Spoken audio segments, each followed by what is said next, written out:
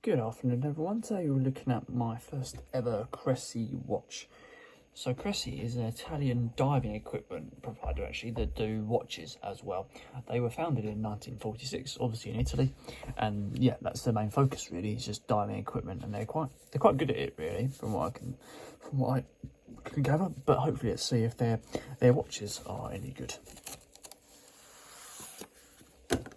So just look at the branding. It's got a nice sort of bold black outside cover here with the right sort of Cressi finish in the top there. It almost looks like a car company. That's what I imagine this would look like.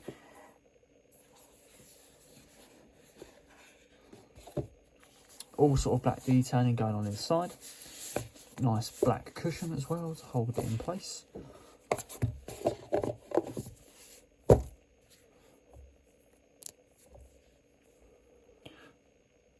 So here we go guys, this is the Cressi Dual-time Traveller.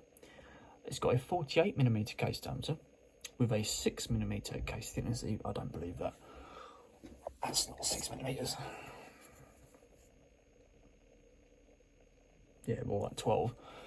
I don't know where they got 6 from. Sorry about that. That was according to the specs, but I didn't believe that. 182 retail price. Probably weighs around about 160, 150 grams.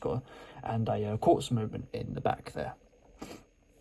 So let's move on to the dial here. So we've got just a plain black dial here with a GMT hand and pure white luminous hands with 2468 as your increments going around the side there, and little hour markers just going along the top there as well. Lots of sort of detailing going on with the watch, and a nice little Cressi logo just to match that GMT hand as well. A date dial as well at 3 PM.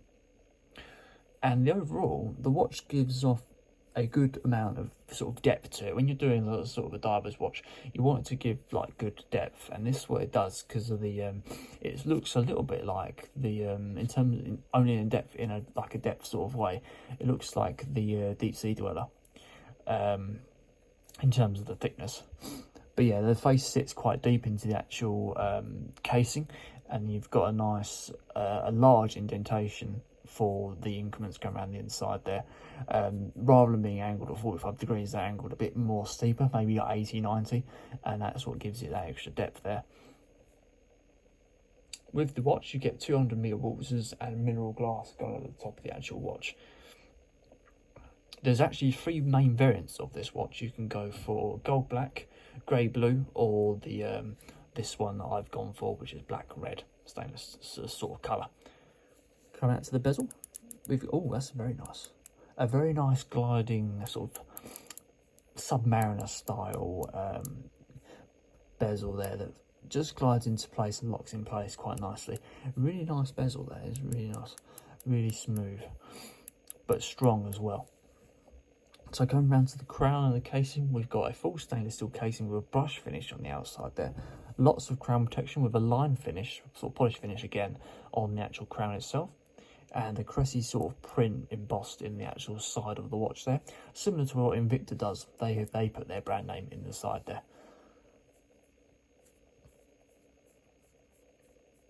It's a screw down crown by the looks of things.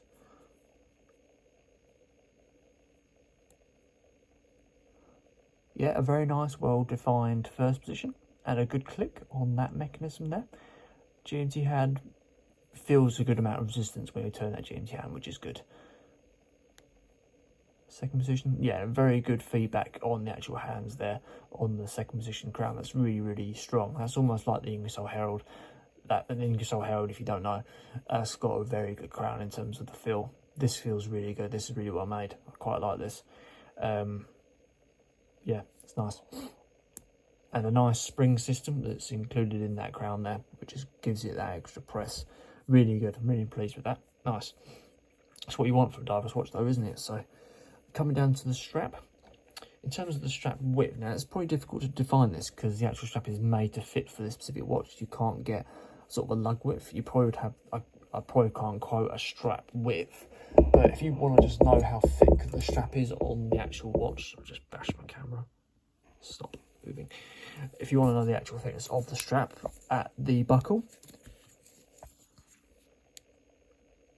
it sits at 26mm, is that? Yeah, no, sorry, 21 millimeters in width, rather than 22. But again, don't order a 21mm strap because it won't fit. The strap is sort of a silicone finish with indented system, so it sits nicely with the brush finish buckle. With that, again, with that Cressi embossing in the top there. Nice thick holder for the strap to sit in, and a sort of an overall sporty feel with the sort of dotted pattern and the outside plain finish. The plain finish on the inside of the whole strap there. No sort of quick release option or anything like that. And the strap's held in an individual sort of like a bend on the actual casing system.